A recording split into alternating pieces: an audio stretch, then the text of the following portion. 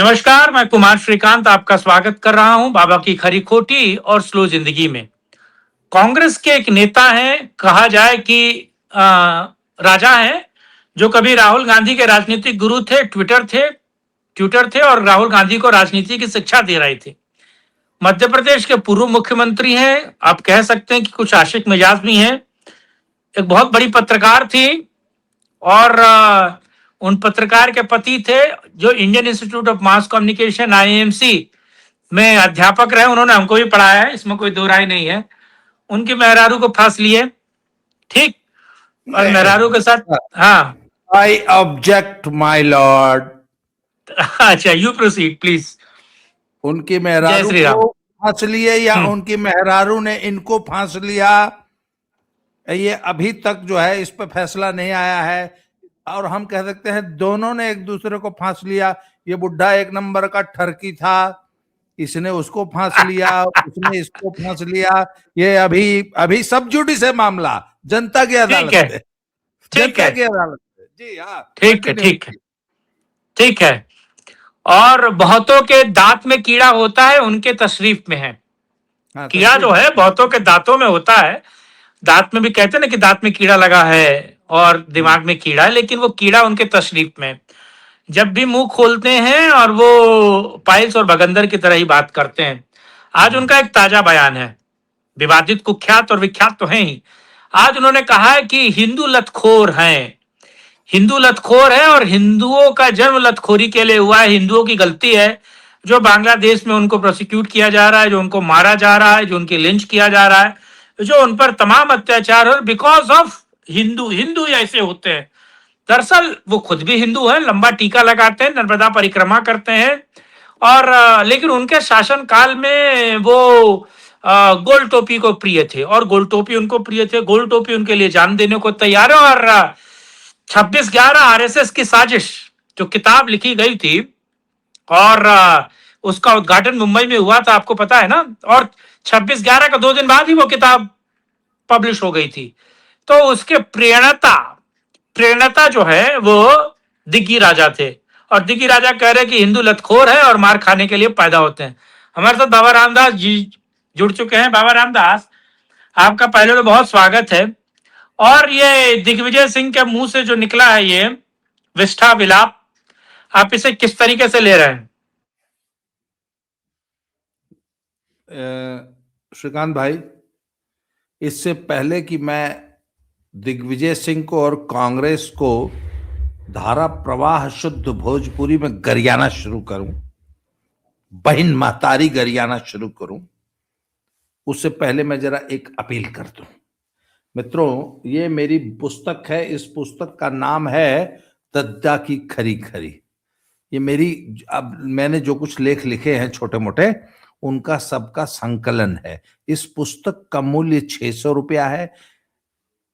इस पुस्तक की बिक्री से जो भी धनराशि प्राप्त होगी वो हमारे मंदिर में, हमारे आश्रम में एक गौशाला प्रस्तावित है। अभी फंडिंग हम पैसा जुटा रहे हैं।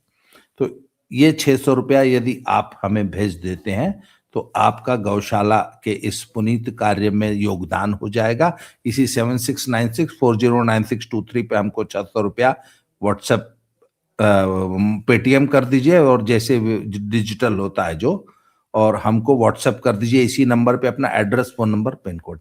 इसके अतिरिक्त भी अगर आप, जरूर नहीं है 100 रुपया भेज दीजिए, तो या ज्यादा भेज दीजिए, तो ऊपर क्यूआर कोड है, उस पर भी आप गौशाला के लिए सहयोग कर सकते हैं। अब आ जाते हैं राजा दिग्गी राजा पे। तो दिग्गी राजा ने फरमाया है कि भाजपा और संघ की सरकार जिस प्रकार हमारे देश में माइनॉरिटीज का परसिक्यूशन करती है, माइनॉरिटीज पे अत्याचार करती है, इसीलिए बाकी जगह हमारे ऊपर अत्याचार होता है।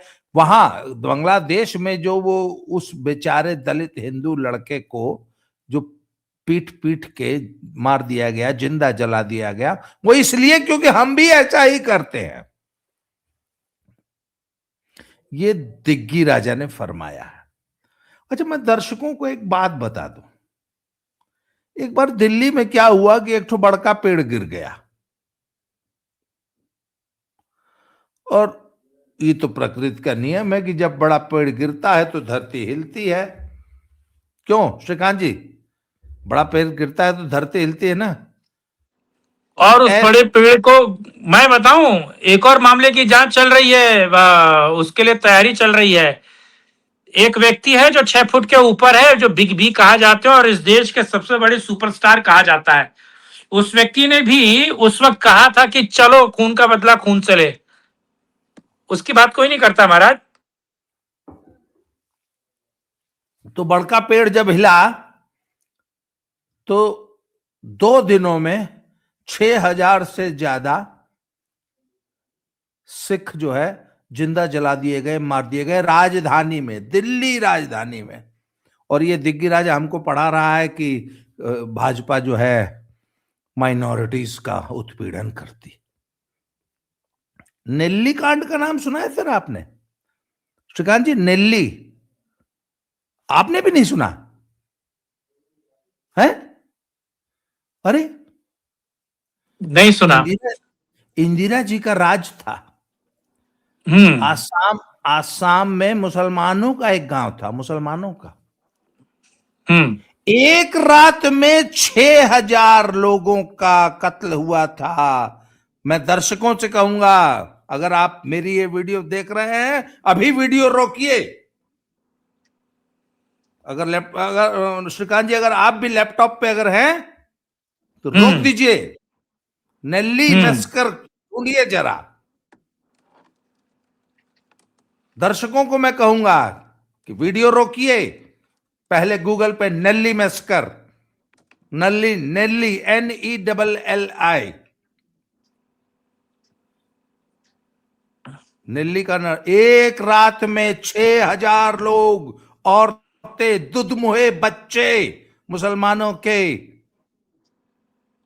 मार दिए गए थे। नेल्ली असम में है। निकल गया। The Nellie massacre took place in Center Assam during in 7 hours period on the morning on 18 February 1983. The massacre claimed the lives of 2,000 to 3,000 people. ये विकिपीडिया दे रहा है। तारीख बताइए। 18 फरवरी। From 14 village, अलिसगंगा, कुलमपाथार, बासुंडुरी, हाँ दिखा रहा है।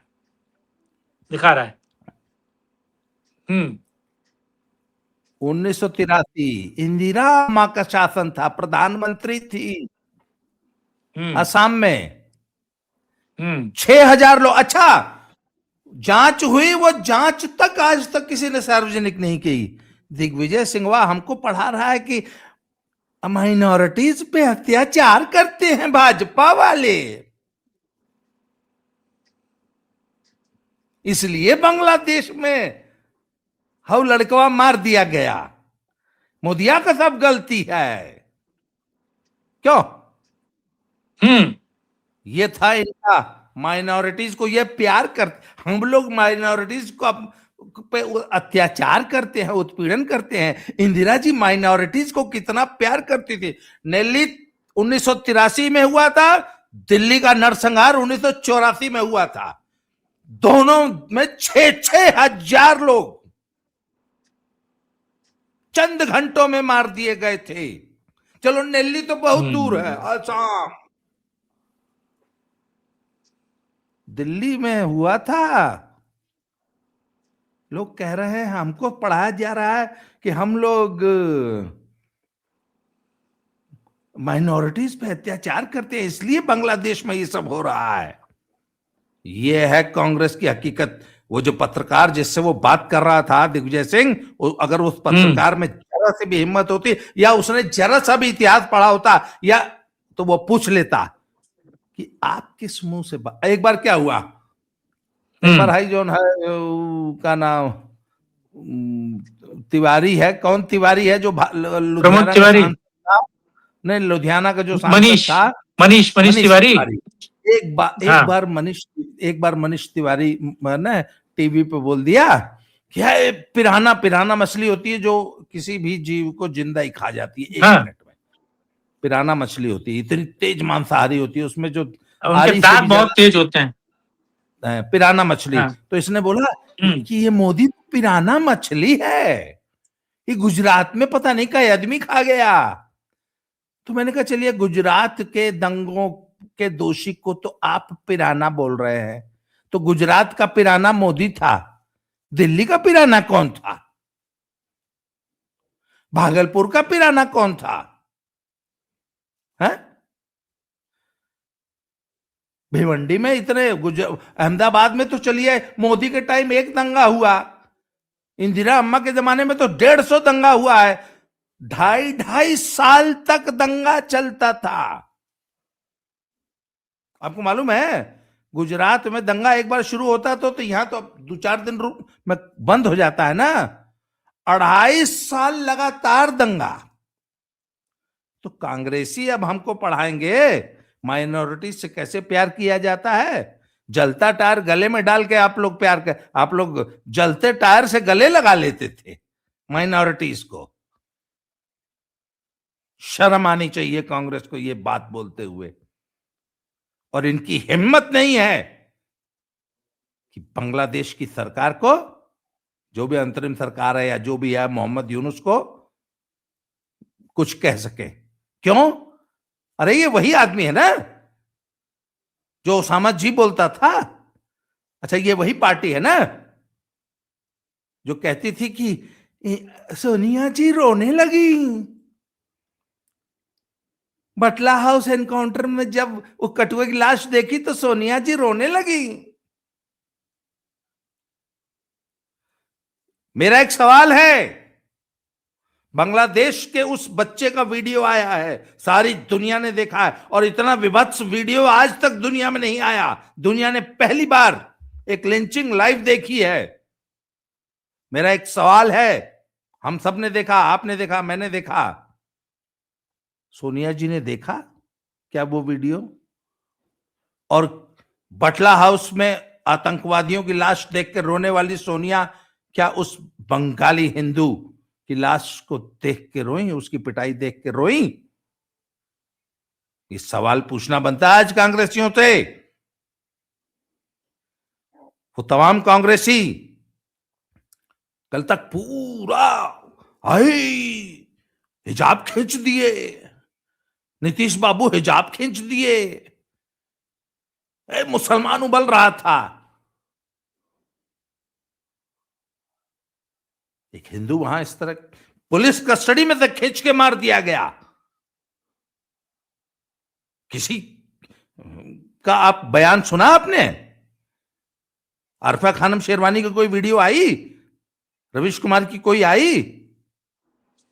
सिर्फ हिजाब को नहीं, छू देने भर से पूरा वो इकोसिस्टम फेविकॉल पी के बैठे हुए हैं, फेविकॉल पी के बैठे हुए हैं ना। तो जब आप फेविकॉल पी लेते हैं तो आपकी अतड़ियां पच जाते हैं, चिपक जाती है, मुंह चिपक जाता है, और एक बात जानता तो हूं, कैसे बोलिएगा? हिंदुओं को दिग्विजय सिंह जैसे लोगों को पहचान लेना चाहिए और याद कर लेना चाहिए कि जब हिंदू मारा जा रहा था तो ये आदमी उल्टे हमें ही ब्लेम कर रहा था। कांग्रेस पार्टी को इसका हिसाब देना पड़ेगा, बहुत जल्दी देना पड़ेगा। और अब जब ये बोलेंगे ना वोट चोरी हो गया, तो दिग्विजय सिंह का बयान हम सामने रख देंगे कि जब ऐसे बयान दोगे तो वोटवा चोरी होगा करेगा।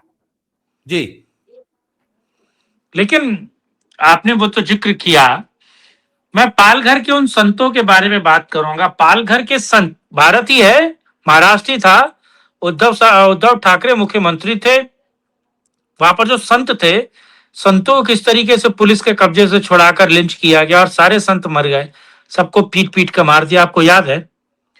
वो तो, ये तो बांग्लादेश, दीपू चंद की बात कर रहे हैं। हाँ, आज जो उद्धव ठाकरे की जो दुर्दशा है ना, उसकी पार्टी खत्म हो गई, उसका सर्वनाश हो गया।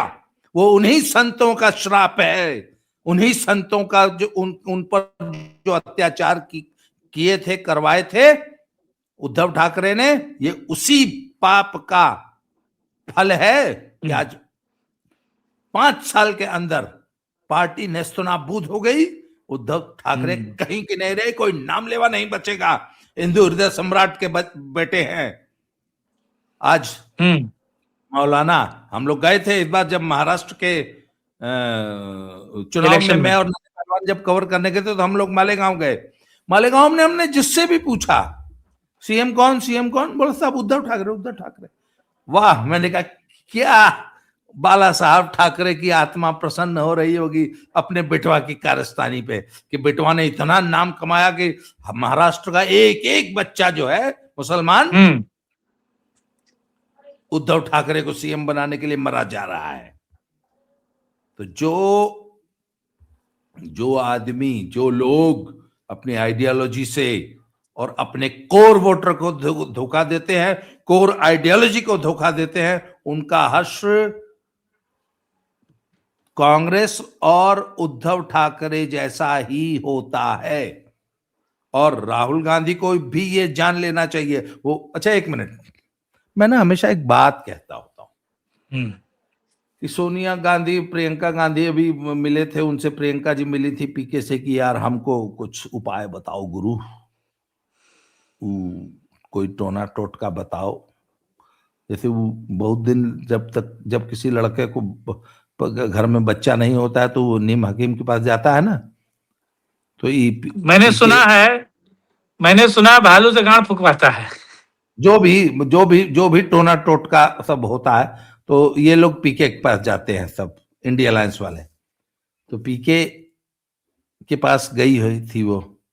मैंने कहा अगर पीके से अच्छा मेरे पास आ जाए ना तो मुझे आप एक काम करिए, कांग्रेस का वो बना दीजिए सलाहकार, मैं वाकई कांग्रेस को रिवाइव कर दूंगा। पता है क्यों? कोर हिंदुत्व, कट्टर हिंदुत्व के सारे मुद्दे आपको रखेगा ही नहीं ना, दिक्कत ये है। आप सेफरन है, आज बाबा रामदास है। आज कांग्रेस की सर सबसे बड़ी प्रॉब्लम क्या है कि वो इस देश में 12-13% मुसलमानों की पॉलिटिक्स करना चाहती है। मात्र 12 या 13% मुसलमानों की पॉलिटिक्स करके सत्ता में आना चाहती है। बीजेपी 80% हिंदुओं की पॉलिटिक्स कर रही है। बीजेपी 80, देश की बहुसंख्यक जनता 80% हिंदुओं की बात करती है। ठीक है, हम तो कहते हैं बहुत अच्छी बात है, दिग्विजय सिंह जैसे नेता रहे कांग्रेस में और कांग्रेस की लुटिया इसी तरह डुबोते रहे, इसी तरह के उल्टे सीधे बयान देते रहे। पर बंगाल के हिंदुओं, चेत जाओ, अपनी नींद से जाग जाओ और कांग्रेस और ममता बनर्जी जैसे नेताओं को। अच्छा, ममता बनर्जी का कोई बयान आया दीपू चंद्र दास की हत्या पे? फेविकॉल पी के बैठी हैं वो। तो सर पब्लिक भी ना, सुनिए, चुनाव में पब्लिक भी गच्चा दे देगी, चुपके से बटन दबा के आ जाएगी, खेला हो बे। अगर इसी तरह मुस्लिम तुष्टीकरण होगा तो पब्लिक बहुत दिन बर्दाश्त नहीं करेगी, चाहे ममता बनर्जी हो, चाहे सोनिया गांधी और राहुल गांधी हो। जी नहीं, इसमें एक और मैं सवाल पूछता हूं। दरअसल दारा शिकोह के बारे में आपको याद होगा, दारा शिकोह ने कहा कि सब बराबर है। कट्टरपंथियों के सामने दारा शिकोह ने कहा कि all God is equal, equality का नारा दिया। और दीपू चंद दास ने भी कहा कि भाई सबका खुदा, सबका रब, सबका पर प्रभु, सबका परमात्मा बराबर है, इसमें कोई दुराई नहीं, तुम्हारा भी है अपना भी है। और इस निंदा के चक्कर में उसको घर से निकाला, उसको फैक्ट्री के उसी के साथियों ने पकड़ के पीटा और पकड़ के मारा, और मार के जब उसमें जान बाकी थी तब उसको जिंदा जलाया। मैं वो वीडियो नहीं दिखा सकता, नहीं तो ये आपको पता है कि वीडियो के साथ क्या होगा, यूट्यूब क्या करेगा, यूट्यूब बहुत कुछ कर लेता है। तो वो सब पता है। मैं आखिरी सवाल पूछ रहा हूं आपसे, क्या ये जिंदा जलाने वाली वीडियो, क्या बांग्लादेश में जो कुछ हुआ उसको पश्चिमी बंगाल नहीं देख रहा है, इस देश का सनातन हिंदू नहीं देख रहा है? क्योंकि इस पूरे देश में मैंने आक्रोश देखा। आज मैं भी था, आज बांग्लादेश हाई कमिश्नर के सामने कैसे प्रोटेस्ट हुआ, बीएचपी के विश्व हिंदू परिषद के साथ साथ अलग अलग बजरंग दल और कैसे कैसे अलग अलग जगह प्रोटेस्ट हुआ, मैंने वो सब देखा। क्या आपको लगता है कि आग अगर लग रही है तो उसका धुआं नहीं, उसकी चिंगारी यहां आएगी? और कहीं ना कहीं यहां पर अगर, मैं तो सीधे कहता हूं कि रिफ्लेक्शन करो, यहां जो आपको बांग्लादेशी मिले उसको, मैं सीधे कहता हूं हो सकता है ना टिट फॉर टैट, अगर लोग ऐसा करें तो। क्यों बांग्लादेशी? क्यों बांग्लादेशी? शुरुआत दिग्विजय सिंह से क्यों न की जाए? आजा बेटा। सर, रोहिंग्या बांग्लादेशी से पहले दिग्विजय सिंह जैसे लोगों को का इलाज करने की जरूरत है। और उस वीडियो को निश्चित रूप से देखा है, बंगालियों ने भी देखा होगा, पश्चिमी बंगाल में टीएमसी के वोटर्स ने भी देखा होगा। ठीक है, आपने कहा हिंदू बहुत आक्रोशित है, देख लेंगे हम भी। जिस दिन मतपेटी खुलेगी उस दिन देखा जाएगा सर कितना आक्रोश था। बंगाल के हिंदू को उससे दीपू चंद्र दास की जघन्य हत्या से कोई फर्क पड़ा या नहीं पड़ा, ये तो रिजल्ट, चुनाव रिजल्ट। असली आक्रोश व्यक्त करने का सर एक ही जगह होती है, ईवीएम। ये अगर आप आक्रोशित हैं तो इसका प्रयोग कीजिए, यही एकमात्र आक्रोश। और ये तो सब फर्जी आक्रोश है। ये तो भाजपा द्वारा किसी नेता को बोल दिया, उसने 500 आदमी आ गया, झंडे पकड़ा दिए। सर, हिंदू आक्रोश ऐसे व्यक्त नहीं करता, हिंदू इतनी जल्दी सड़कों पर नहीं उतरता। ये तो आयोजित रैलीज होती हैं। सर, हिंदू का आक्रोश जो है ना, ठीक है, मन में उसके दबा हुआ है, पर हिंदू बहुत भूलता बहुत जल्दी है, उसको याद दिलाना पड़ता है, याद दिलाना पड़ेगा, बार बार याद दिलाना पड़ेगा।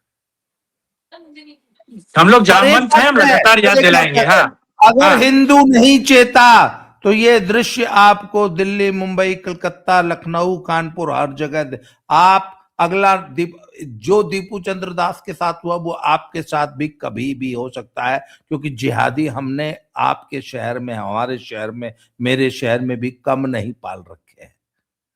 हिंदुओं को इसका उपाय सोचना पड़ेगा जी।